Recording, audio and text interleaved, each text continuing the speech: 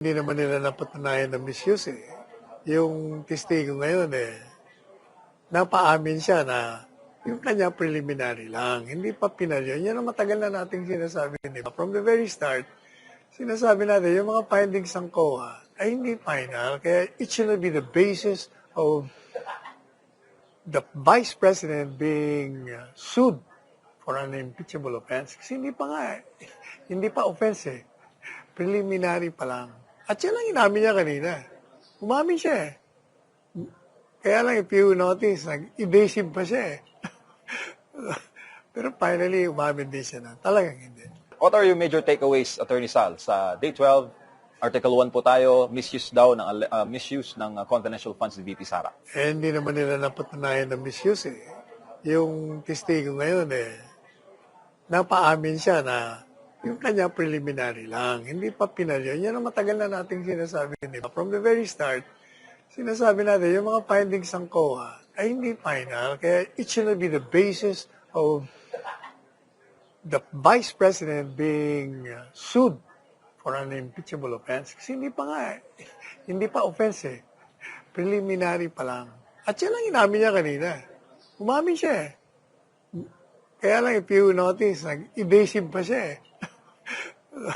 Pero finally, umamin din siya na talagang hindi. How would you assess the body language, yung body language ng witness? Si Attorney Wamil, mukhang kabado siya eh. Be careful siya masyado sa pagsagot sa mga tanong eh. Evasive nga. Cautious, no? Parang gano'n yung... Kasi nga, ako ang tingin ko dyan, napilitan sila, napilitan lang eh. Sa tingin ko, kung sila lang ang magde-decide, hindi sila magsasalita ng mga sinasabi nila ngayon. Kasi alam naman nila, lalo pa siya, abogado, alam niya na yung mga ganong audit, merong tinatawag na conclusive at merong sinasabing preliminary. Nasa preliminary lang siya. Tsaka, nabanggit din ka din, Attorney Sal, na wala naman palang pinagbabawal doon sa joint circular na pinagbatayan sa paggamit ng confidential funds. Na bawal siyang gastusin ng 11 days. Hindi rin siya bawal 60 days. Magaling yung mga pagtatanong ni Attorney Powa kanina. What are your thoughts about it, sir? Tama yun. Saka alam mo, di ba kahapon, yung cash advance, di ba sinabi ko, hindi porket yung cash advance mo within a particular period, pag hindi mo ginastos yun, hindi mo magagastos. Kasi ang intention ng confidential funds, mayroong purpose yun.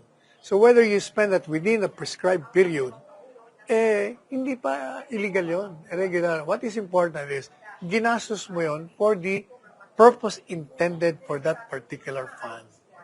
Tsaka kinisyon din kanina kung may mga ebidensya ba daw ang DepEd na naging matagumpay yung pondo sa confidential funds para sa sinasabing anti-insurgency efforts.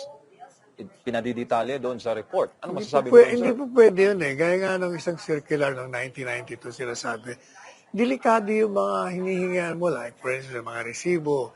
Delikado rin yung mga sinasabi mo kung anong ginagawa mo. Kasi, confidential nga ito eh. Ang purpose po kasi ng confidential funds, you're going to use the money of the government to destroy the enemies of the state.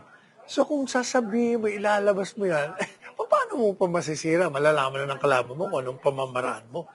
Ayun yun eh. Sir, ipasasampi na daw ng prosecution si Mary Grace Piatos. Alam natin, Mary Grace Piatos, na unang sinabi ng retired military officers na totoong alias lang yun, pseudonym lang yun, para ikubli ang tunay na identity ng espiya o asset na binayaran ng OVP to get information.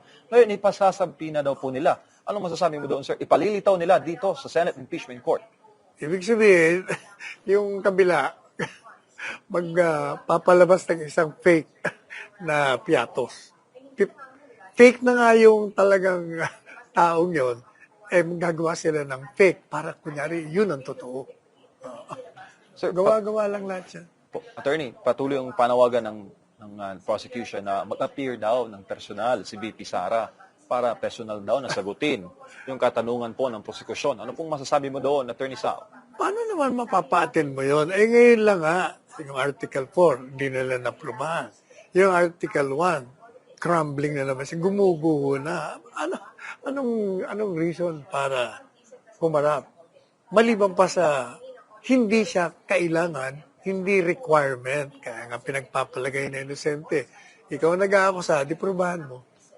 Sir, ano po ang mensahe niyo sa taong bayan? Day 12 na po tayo ng impeachment at ito ba ay nakakatulong sa pagresolba sa problema ng taong bayan? Kagutuman, ekonomiya, krimen, korupsyon at illegal na droga. Hindi, nakakatulong sa paninira kay BP Sara. Hindi ito natutugunan yung mga pangunahing suliranin ng bayan, ang kawalan ng bahay, kawalan ng edukasyon, kawalan ng mga gamot, ospital, sa kalusugan, kawalan ng infrastructure. Marami yung problema ng bayan, pero they're concentrating on destroying Vice President Inday Sara. Doon lang sila nakapokus eh. Kaya nga bagsak ko ang rating nila. Pero si Inday Sara, umakyat na umakyat. Doon lang dapat, makikita mo na mali ang kanilang ginagawang pagtahak ng landas laban kay Inday Sara.